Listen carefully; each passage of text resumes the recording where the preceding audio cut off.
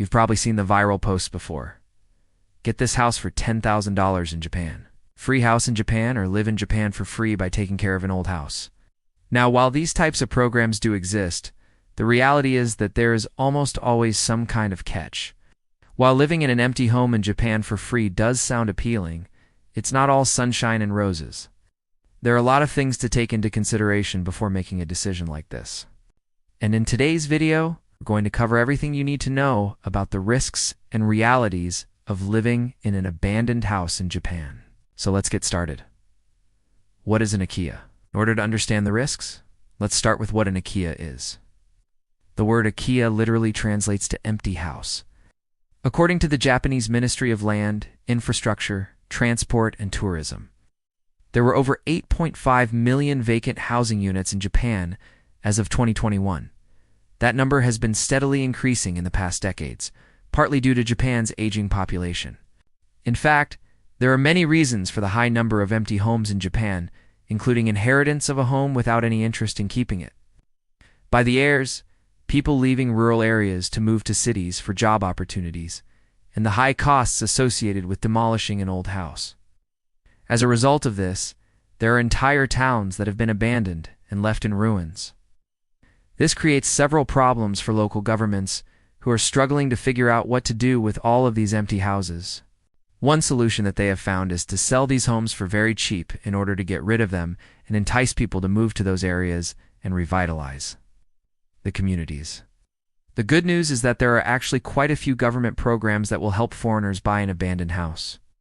For example, the MHLW's New Life Support program provides foreigners with government subsidies in order to buy and renovate an abandoned house. But this program is only available for homes below 1 million yen, so they won't necessarily be in great condition. However, for those looking for a true fixer-upper, there is another option. The Empty House Renovation Subsidy Program offers financial support to foreigners renovating houses valued at less than 3 million yen. On top of that, depending on where you settle, you may also be eligible for additional funds from the local municipality. So why is this such a great deal? Unlike in the US, homeowners in Japan generally do not pay for the demolition of their house when they pass away. This means that the local municipalities are responsible for dealing with the abandoned house. They will try to find the heirs of the house in order to gain permission to demolish the house. But this can be difficult if the owner has passed away without having made a will, or if the family members can't be located. When this happens, the local municipality will often sell the house for a very low price. Sometimes they will even throw in free renovation money. However, as enticing as this sounds, there are definitely some things that you need to watch out for. Before we dive into those, now back to the video. The first risk to consider is the cost. Even though you might get a house for really cheap, there's a reason why it's so inexpensive. Old houses in Japan tend to require a lot of work. You should assume that basically everything needs to be replaced.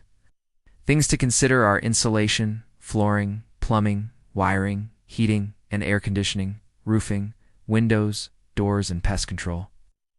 And depending on where you live, you might also need to do earthquake retrofitting. These are just the major things that you need to think about. Don't forget about smaller things like painting, gardening, cleaning, and transportation costs as well. On top of that, you might need to hire a lawyer to help navigate the legalities, and you may also need to hire a translator. All of these things add up.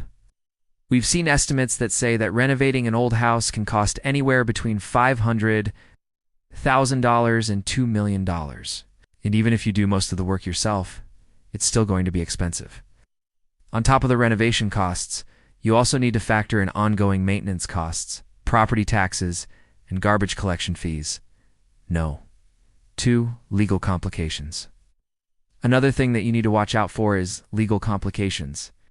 Buying a house in Japan is very similar to the process in the United States. You'll need to get a real estate agent involved and sign a sales contract. You'll also need to get a bank loan, complete a home inspection, and do a title search to ensure that the seller actually owns the house and has the right to sell it. However, unlike the US, there are definitely some quirks to the Japanese system. For example, it's not uncommon for multiple people to own one house. This can happen if a parent passes away and leaves a house to their children who don't agree on what to do with it. In this case, all of the heirs will need to sign off on the sale of the house. This could potentially cause a lot of delays and headaches. On top of that, property lines aren't always clearly marked or documented. This can cause issues if the house next door wants to expand onto your property, or if you want to build something on your property. Again, this is something that a lawyer can help with, but it's something to keep in mind. Now, one nice thing about buying an abandoned house through the government is that the title search and legal checks would have already been completed, saving you time and money. However, it's not uncommon for these abandoned houses to come with other complications. For example, there are cases where the previous owner has left unpaid utility bills or outstanding debts on the property. In this case, the debts become the responsibility of the new owner, unless the sale is made with the stipulation that the debts are not transferred. This is yet another area where a lawyer can help protect your interests. But it's not just your interest as the new owner that you need to worry about. Depending on the local ordinances, you may be required to live in the house for a certain amount of time after purchasing it. For example, in some cases, you may be required to live in the home for at least 6 months out of the year, or you may have to prove that you have a steady income in order to qualify for a bank loan. This requirement exists because local governments want to make sure that the person buying the house is actually serious about moving to the area. Speaking of living in the area, another thing to keep in mind is location. A big part of buying a house is real estate. Location, location, location. Rural areas tend to have a lower cost of living and lower housing prices for a reason. There are usually fewer jobs, fewer amenities, longer commutes, and fewer things to do. And unfortunately, these trends are only getting worse as rural populations continue to decline. If you're planning to renovate an abandoned house, it's important to consider how long it will take to complete the project and how you're going to occupy yourself during that time. Will you be able to get a separate apartment in the area while your house is being renovated? Do you have enough savings to cover your living expenses during the renovation? Or do you have a friend or relative in the area who can put you up for a few months? It's important to think about these kinds of questions before jumping into a project like this. Not only that, but it's also important to consider how you'll get to and from your house. If you're coming from Tokyo, Osaka, or another major city, it's likely that you'll be using the Shinkansen or other forms of public transportation. However, not all areas have convenient access to public transportation, and even if they do, it may take hours to get to and from your home, so it's important to consider whether or not the commute is feasible. And finally, what if you want to sell your house after renovating it? Once you've poured your heart and soul into renovating your house, you might decide that you want to sell it and make a profit. However, as we mentioned earlier, rural areas have a declining population and fewer job opportunities, which means that there is a low demand for housing in these areas. On top of that, most people who move to rural areas are looking for brand new houses rather than older ones.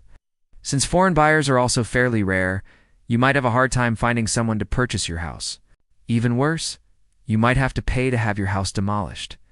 Yes, you heard that right. In some cases, you may have to pay to have your own house destroyed. This isn't common, but it can happen if the house is beyond repair or if it poses a danger to the community. So while you may be buying the house for pretty cheap, it's important to weigh the costs and benefits before moving forward with the purchase. If you're planning to renovate an abandoned house in Japan, you need to do your research and make sure that you're prepared for all of the challenges that come along with it. With proper planning and preparation, you can avoid many of the potential pitfalls and make your dream of owning an abandoned house in Japan a reality. That said, the reality is that many people who try to renovate an abandoned house end up spending far more money than they anticipated and end up with a home that is far from move-in ready. On top of that, there are many legal and bureaucratic hurdles that you'll need to jump through in order to successfully buy and renovate an abandoned house in Japan. However, for those who are willing to put in the work, it can be a rewarding experience. With a little bit of patience and a lot of hard work, you can turn a dilapidated abandoned house into a beautiful home that you can either live in yourself or rent out as a vacation property. Just be sure to do your homework and make sure that you're prepared for all of the challenges that come along with buying an abandoned house in Japan. So what do you think? Would you ever buy an abandoned house in Japan? Let us know in the comments below. And don't forget to like and subscribe for more epic stories, and check out our podcast. Thanks for watching, and see you next time.